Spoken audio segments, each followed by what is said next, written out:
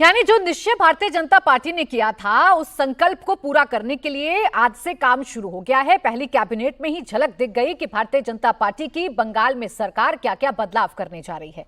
इस पर चर्चा करेंगे। खास मेहमान हमारे साथ हैं शहजाद पूनावाला, प्रवक्ता भारतीय जनता पार्टी, स्टूडियो में मेरे साथ हैं। मौमिता चक्रवर्ती राजनीतिक विश्लेषक के तौर पर हमारे साथ हैं। तहसीन पूनावाला राजनीतिक विश्लेषक के तौर पर हमारे साथ हैं। और अब्बास हैदर, प्रवक्ता समाजवादी पार्टी, हमारे साथ हैं। थोड़ी ही देर में टीएमसी के प्रवक्ता भी हमें ज्वाइन करेंगे।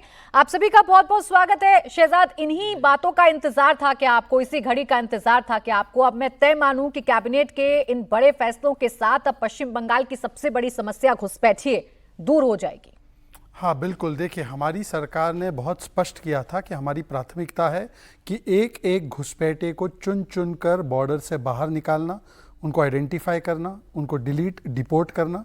उसके लिए हमने सबसे पहले बॉर्डर सिक्योरिटी फोर्स को, जो हाई कोर्ट और सुप्रीम कोर्ट के कहने के बाद भी ममता दीदी जगह नहीं दे रही थी बीएसएफ को, वो लैंड आवंटित कर दी है।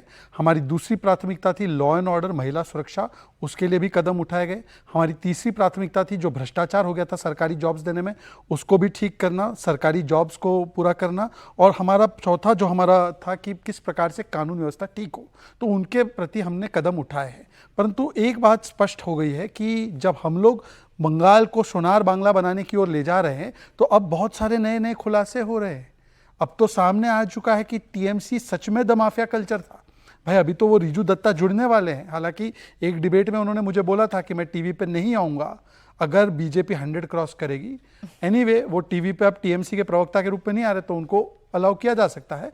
पर टीएमसी में क्या चल रहा था वो आज सामने आया कि आईपैक पार्टी चला रही थी, मोटा भ्रष्टाचार पार्टी में हो रहा था। किस प्रकार से सुवेंदु अधिकारी जी ने हजारों टीएमसी के कार्यकर्ताओं की जान बचाई, जबकि उनके खुद के पीए को मार दिया गया। किस प्रकार से रिजू दत्ता को टीएमसी के लोगों ने, गुंडों ने ही थ्रेटन किया और कहा कि भाई देखिए वहां पर जाकर बीजेपी के लोगों को गाली देनी है, उकसाना है, दंगे करना है। तो मुझे लगता है अब ये जो चीजें बाहर आई है, तो संविधान रक्षक नंबर 1 दिख रहे समाजवादी पार्टी के हमारे पास। उनसे पूछिए कि समाजवादी पार्टी अभी भी उनके साथ है, जो रेजिग्नेशन देने को तैयार नहीं, जो खुद टीएमसी के कार्यकर्ता जो है वो बता रहे कि बीजेपी के कार्यकर्ताओं को मारते थे। वो संविधान रक्षक 2 भी दिख रहे हैं मुझे, कांग्रेस पार्टी के तहसीन पूनावाला। अब तहसीन पूनावाला से भी पूछिए, अब तो ये लोग फिर से इंडिया अलायंस में फिर से आ रहे हैं, नहीं आ रहे पता नहीं चल रहा। पर अब मैं पूछना चाहता हूं कि हमने देखा था जुडिशियल ऑफिसर को भी कैसे कैप्टिव किया था, हमने देखा था हर चुनाव में कैसे वायलेंस किया जाता था। अब तो ये सारा कुछ सामने आ गया कि असली संविधान विरोधी ममता बनर्जी थी। अब तहसीन पूनावाला और समाजवादी पार्टी बताए कि क्या वो संविधान विरोधियों के साथ आज भी है क्या? ये तो प्राथमिकता बंगाल के लिए काम करना होगा या पिछली सरकार की फाइल खोलना होगा? दोनों होगा। एक तरफ तो बंगाल के लिए नया दरवाजा खोलना, और पुरानी सरकार ने जो जो भी गलत काम किए उनकी फाइल हम जरूर खोलेंगे, और जो टीएमसी के गुंडे हैं उनको भी लटका कर सीधा करेंगे। हम लोगों की क्लियर प्राथमिकता है कि ये जो गुंडा वाला एलिमेंट है जो लेफ्ट के टाइम से चला रहा है, उनको आइडेंटिफाई करके उनको सजा दिलवाएंगे। हमारे सुवेंदु साहब के पीए को मारा गया, हमारे कार्यकर्ताओं को मारा गया, 321 कार्यकर्ता हमारे बलिदान हुए, तो एक एक कार्यकर्ता के हत्यारे को हम लोग न्याय की दहलीज पे लाएंगे। कांग्रेस के भी कार्यकर्ताओं के लिए न्याय हम लाएंगे। आप तहसीन जी भाई, इस बात का जवाब आप दीजिए। 50 घंटे के अंदर जो फैसले नई नवेली सरकार ने लिए हैं, पश्चिम बंगाल इसी बदलाव का इंतजार कर रहा था। जो बातें बीजेपी ने अपने संकल्प पत्र में कही, उसी के इर्द गिर्द अब पूरी कहानी है। भाई घुसपैठियों को बाहर करेंगे, बीएनएस की धारा भी लागू करेंगे, केंद्र की योजनाएं भी पश्चिम बंगाल को मिलेंगी। ये काम तो आप ठीक आकेंगे ना? इसमें तो नंबर्स देंगे शुभेंदु को कि यहां भी इफ एंड बट है। प्राची जी, आपके साथ शिरकत करने का मौका मिल रहा है इसलिए आपका शुक्रगुजार हूं। एक मुहावरा याद आ रहा है, जो बादल गरजते वो बरसते नहीं है। ठीक है, पिछले 12 साल से हमने इनकी बड़ी बड़ी बातें सुनी है, आप ही के शो पे सुनते हैं, हम ऐसा करेंगे, हम वैसे करेंगे। प्राची जी, आज से 2 महीने बाद ये ममता जी को, और उसके 6 महीने बाद ये नेहरू जी को दोष देंगे। ये वो पार्टी है, भारतीय झूठा पार्टी। दूसरी बात, घुसपैठिए को लात मार के बाहर निकाले, लात मार कर।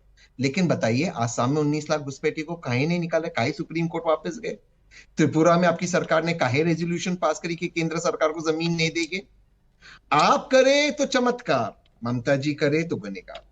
जहां तक रिजू दत्ता जैसे लोगों का सवाल है, उनको मैं कहता हूं चूहे। रिजू आ गया, दिखेगा तो मैं बताऊंगा, आएगा तो मैं फिर से कहूंगा चूहा। वो जब जहाज सिंक होते हैं ना टाइटैनिक में, बाकी लोग म्यूजिक सुन रहे थे, सबसे पहले चूहे उड़ी नहीं।